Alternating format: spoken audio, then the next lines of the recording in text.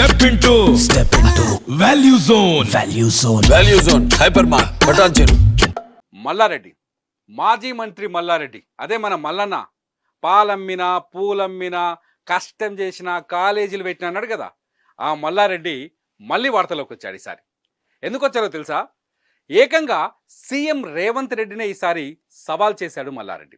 Malkajgiri parliament స్థానం నుంచి BRS party ఆదేశిస్తే ఖచ్చితంగా పోటీ చేస్తానని, పోటీ చేసి విజయం సాధిస్తానని సవాల్ చేస్తున్నారు. నిజంగా ఇది మొన్నటికి మొన్న మల్లారెడ్డి రేవంత్ రెడ్డి నాకు స్నేహితుడు, రేవంత్ రెడ్డితో నాకు ఎటువంటి విభేదాలు లేవు అని చెప్పుకొచ్చారు. ప్రస్తుతానికి మొన్న ముఖ్యమంత్రి అయ్యే వరకు మల్కాజ్గిరి ఎంపీగా ఉన్నారు రేవంత్ రెడ్డి. మల్లారెడ్డి సొంత అల్లుడు రాజశేఖర రెడ్డిని ఓడించి ఆయన పార్లమెంటుకు ఎన్నికయ్యారు.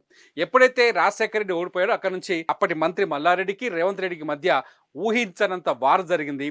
మల్లారెడ్డికి రేవంత్ రెడ్డికి మధ్య ఉన్న వార్ నేపథ్యంలో రేవంత్ ముఖ్యమంత్రి అయిన తర్వాత మల్లారెడ్డిపై ఎటువంటి చర్యలు ఉంటాయి, మల్లారెడ్డిని టార్గెట్ చేస్తారా అని చెప్పేసి అందరూ అనుకున్నారు. ఎందుకంటే పార్లమెంట్ సభ్యుడిగా ఉన్నప్పుడు, మంత్రిగా ఉన్నప్పుడు మల్లారెడ్డి పైన అనేక ఆరోపణలు చేశారు రేవంత్ రెడ్డి.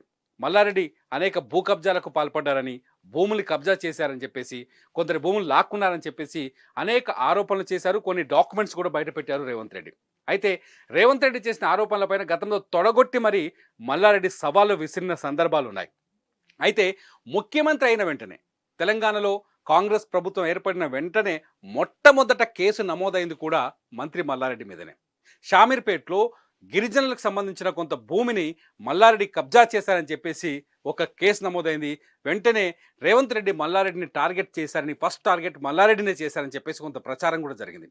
ఆ తర్వాత ఇప్పుడు ఏదైతే ప్రజా పాలన కొనసాగుతుందో గ్రామీణ ప్రాంతాల్లో, రేపటికి లాస్ట్ 6వ తేదీకి ప్రజాపాలన కొనసాగుతుందో అక్కడ తాజాగా గుండ్లపోచంపల్లి, ఏదైతే రంగారెడ్డి జిల్లా బార్డర్లో ఉందో గుండ్లపోచంపల్లిలో ప్రజాపాలనలో మాజీ మంత్రి మల్లారెడ్డి పైన ఫిర్యాదులు వెల్లువెత్తాయి.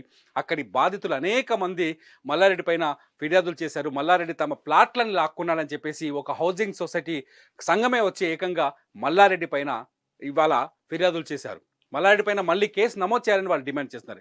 ఈ నేపథ్యంలో మళ్ళీ మల్లారెడ్డి రేవంత్ రెడ్డిని కెలుక్కుంటాడా లేదా అనే చర్చ జరుగుతున్న నేపథ్యంలో మళ్ళీ కెలుక్కున్నాడు మల్లారెడ్డి. రేవంత్ రెడ్డికి మళ్ళీ సవాల్ చేశారు. మేడ్చల్ మల్కాజ్గిరిలో గెలిచేది నేనే, మల్కాజ్గిరి పార్లమెంట్ నుంచి నన్ను ఓడించే దమ్ము ఎవరికీ లేదు, పార్టీ ఆదేశిస్తే ఖచ్చితంగా పోటీ చేస్తానంటూ రేవంత్ రెడ్డిపై మళ్ళీ సవాల్ చేశారు మల్లారెడ్డి.